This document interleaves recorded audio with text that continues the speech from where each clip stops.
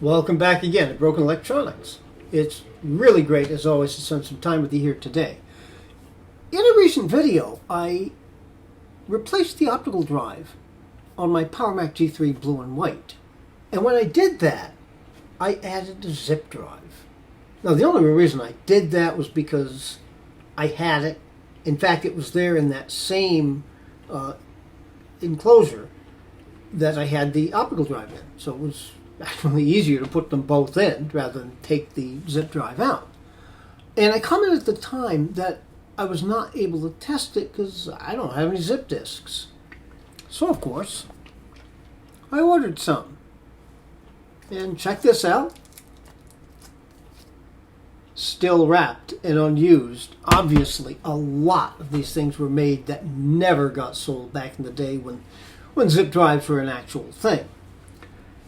Now, let's think about it a little bit. Let's say I want to transfer files either to work on them on another computer or maybe just to store them in a different place. And I want to get those files from my Mac Pro here to my PowerMac G5 over there.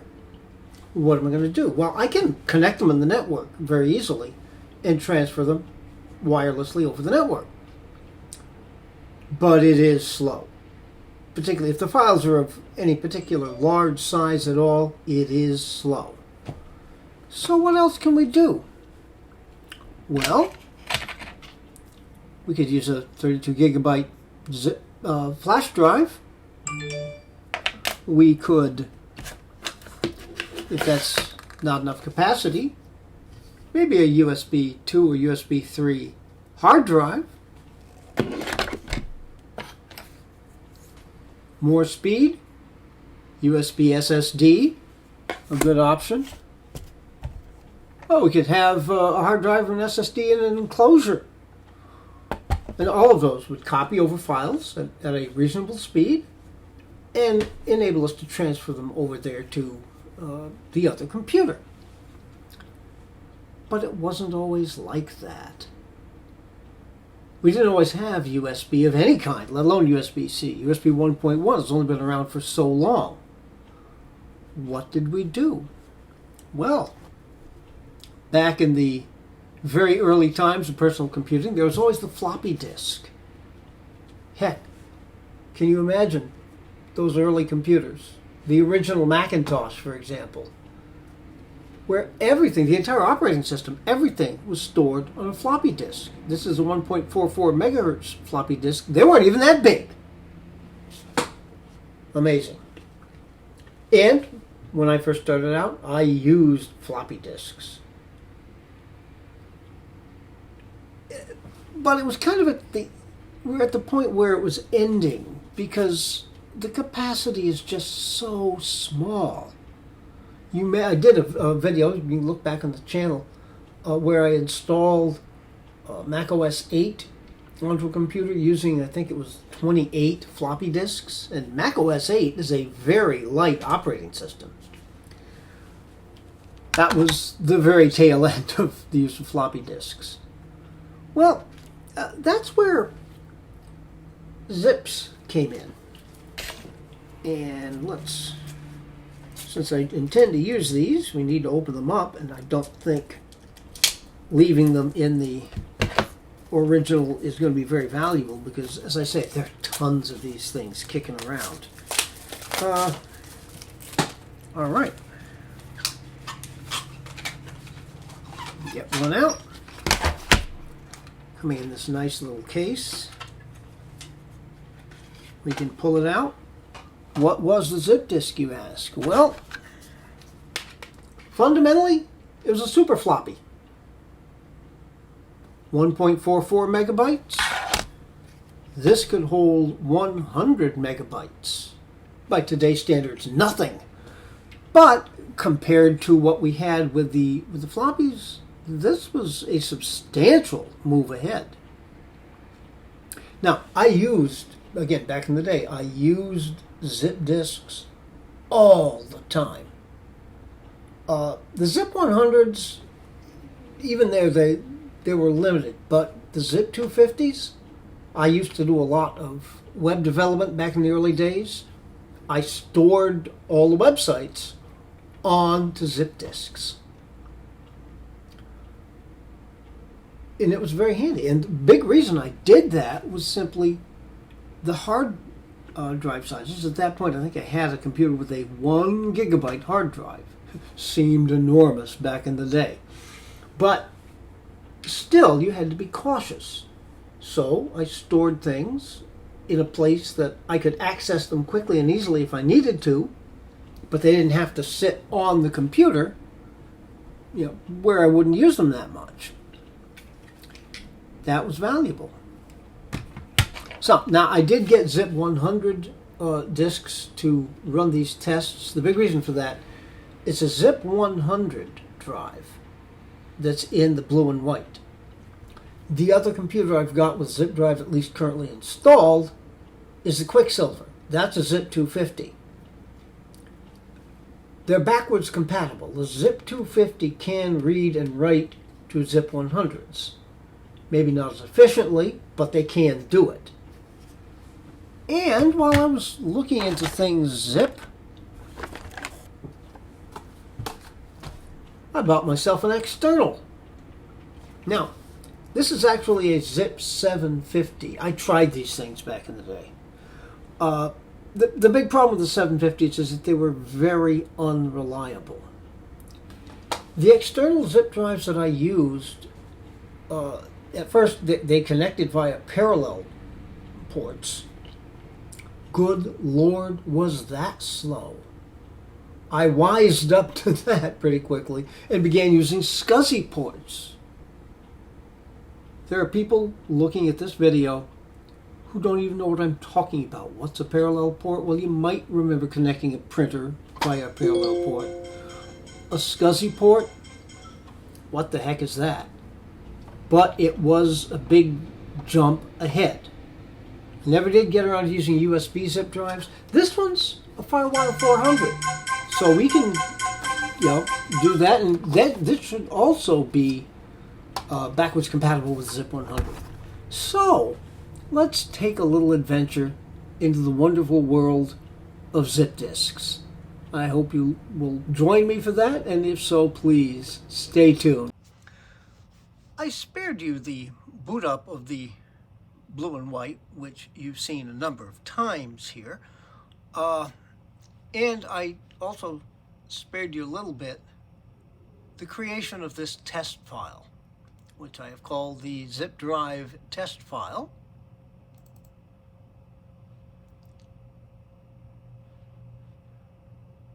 Okay, you can see how slowly NeoOffice opens. Neo is always a little slow. I'm actually pretty happy with how the blue and white is running Tiger. My other experience running Tiger on a blue and white was using the built-in 6 gigabyte hard drive, which was pretty close to completely jammed full. That made a slow experience even slower. It will open up. I know it'll open up.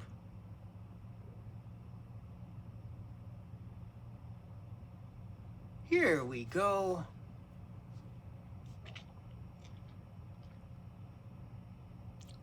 Hey, give it a chance. It's a 21-year-old computer.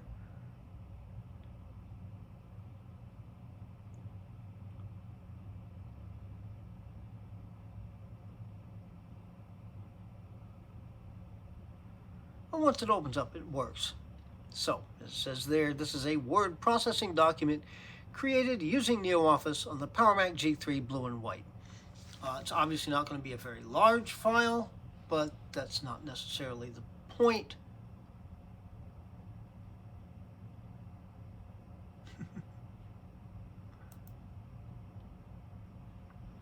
It's all relative. As I said, it's better than the other blue and white was. Okay. Let's insert the disk. Well, that's a good sign. The light came on. And here we are. Zip 100.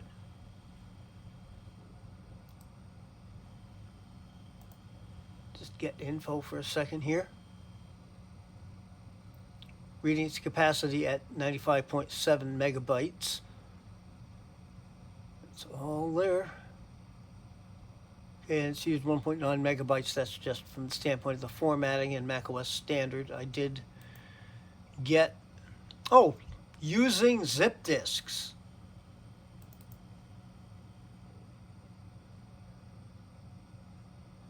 Classic found more than one. Okay, let's just quit that. All right.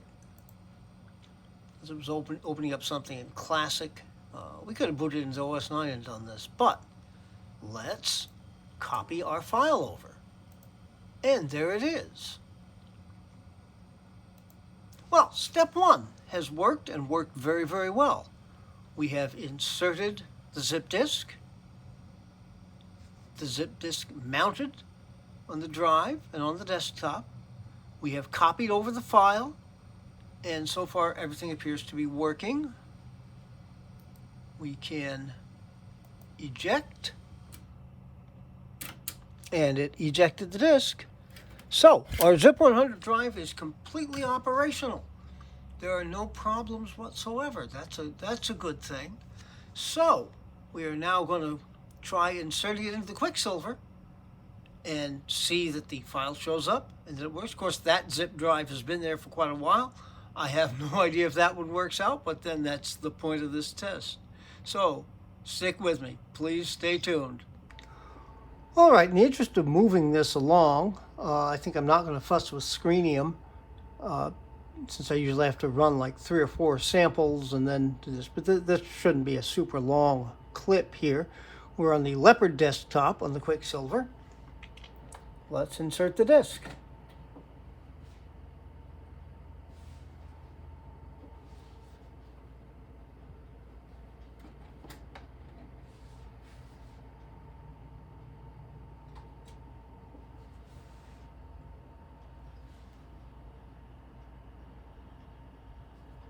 And here we are.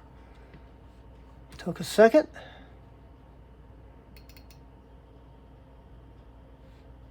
Here's our file.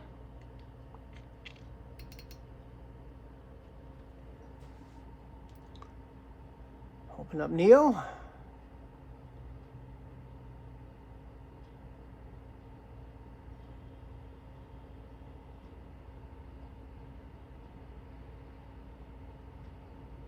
It's not really that much faster in the Quicksilver. It is faster, definitely. All right. But as I keep commenting, Neo does tend to be on the slow side. All right.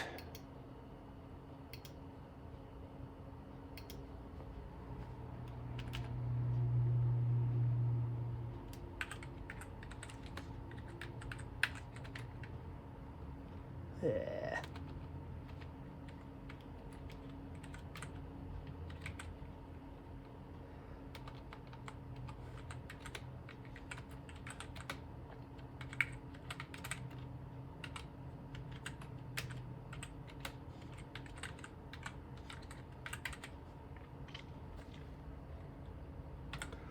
Okay.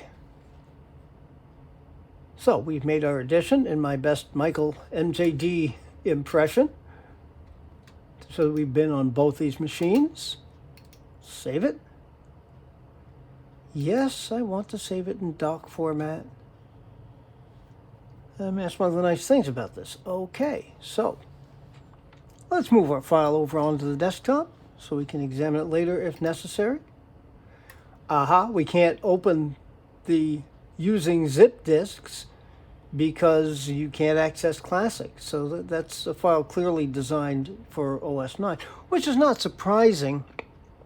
These zip disks that came with the blue and whites came with OS 8.6 originally installed. All right, but here we are. We can close that.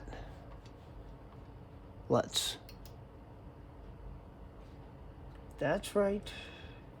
Try that again. And here we go. It has come out.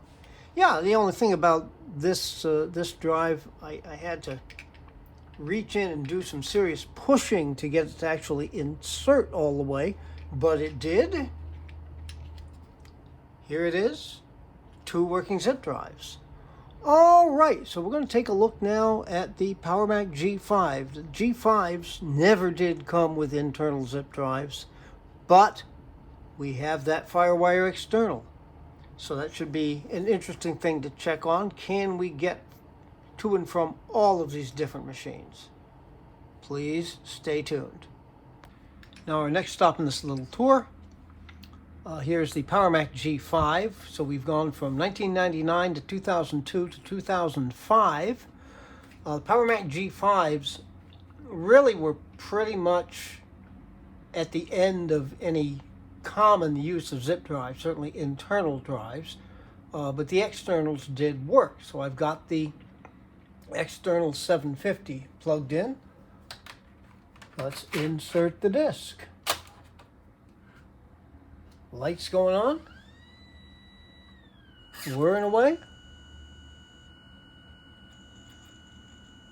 And there we are. All right.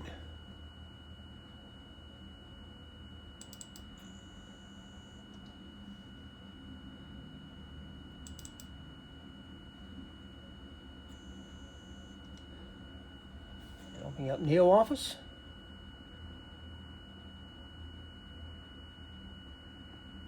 Yes, you can see as we go to the more powerful computers just how much more quickly NeoOffice will behave itself.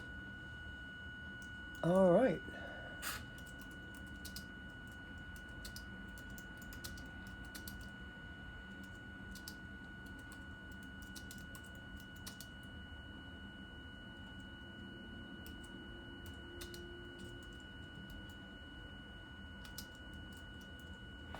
Okay, so we've added yet another line.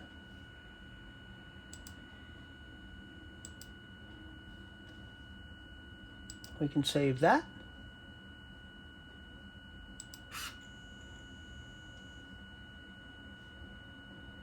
And why don't we copy this over onto the desktop to mark the fact that we've been here.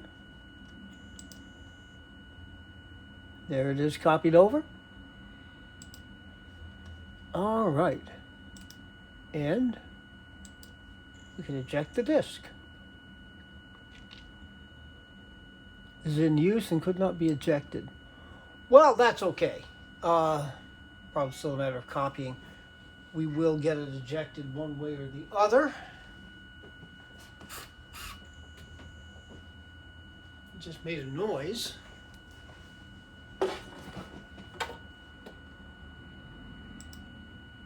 Try ejecting that again. This could be a pain. Well, nothing else will shut it down and get it to eject, but I think I'll probably just wait it out. Okay, now the next plan is to move ahead from 2005 to 2010 in my Mac Pro 5,1. Now, here we run into another problem. This drive is a FireWire 400. However, the Mac Pro, it does have FireWire, but only FireWire 800. So we have a cable. FireWire 400 on one end, 800 on the other. So we should be able to connect this easily. It will run, of course, at FireWire 400 speeds, but then again with the speed of zip drive. Boy, that thing is still aching, isn't it? In use and could not be ejected. All right, well, I will sit here, but we will end this clip so you don't have to sit here while this painstakingly works its way out, and we'll see if it behaves any better on the Mac Pro. So please stay tuned. On the 2010 Mac Pro 5,1, I have the zip drive plugged in to one of the front USB 800 ports via that adapter cable. Let's put in a disk. There goes the light, and it spins up.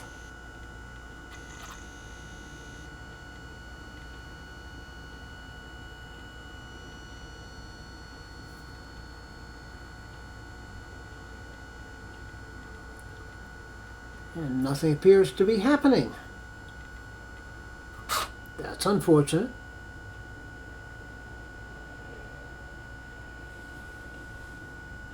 Huh. It's getting power.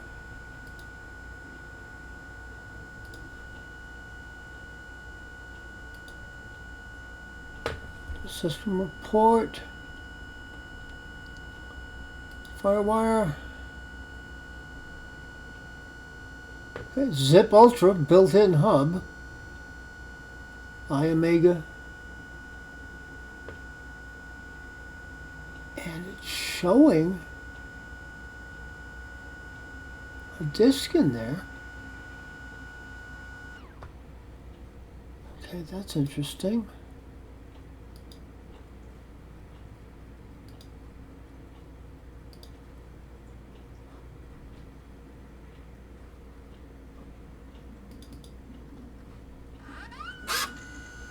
Now, interesting, when I opened disk utility, the drive suddenly spun up again.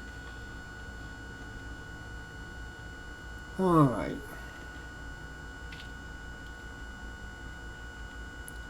Okay, iOmega Zip 750, so it shows that the drive is there, and not mounted. Can we mount it? Could not mount Zip 100. Okay. All right. So I think that answers that. We are not going to be using zip disks on modern Macs. It does recognize that the internal drive, the external drive is plugged in. It shows that there is a disk inserted, but it will not mount that disk. Too bad, but there you go. Okay, so I think where we'll go next with this is to return our disk back to the blue and white so that our file can complete its journey. So please stay tuned. All right, we're back here on the G3 blue and white.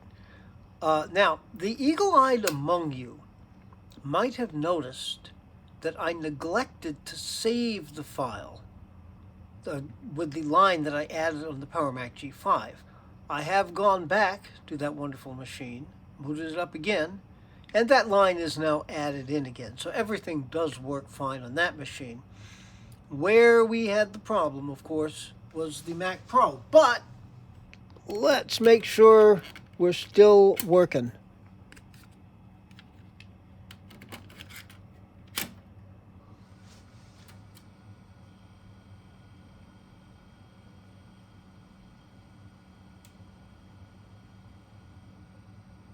Here we are.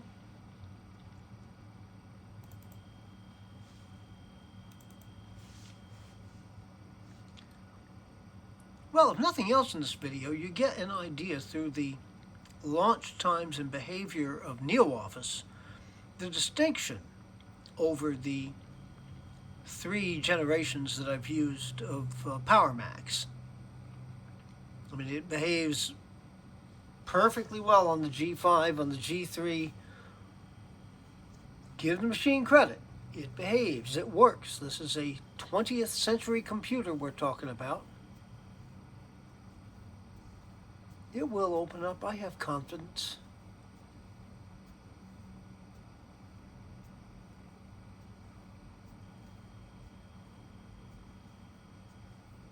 Any day now.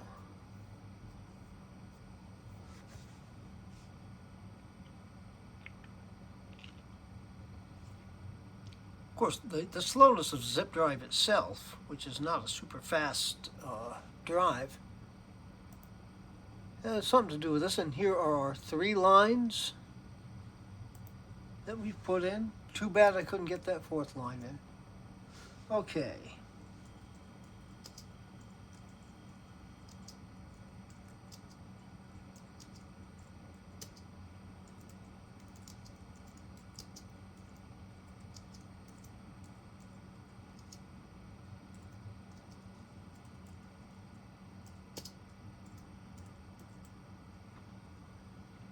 Whoops.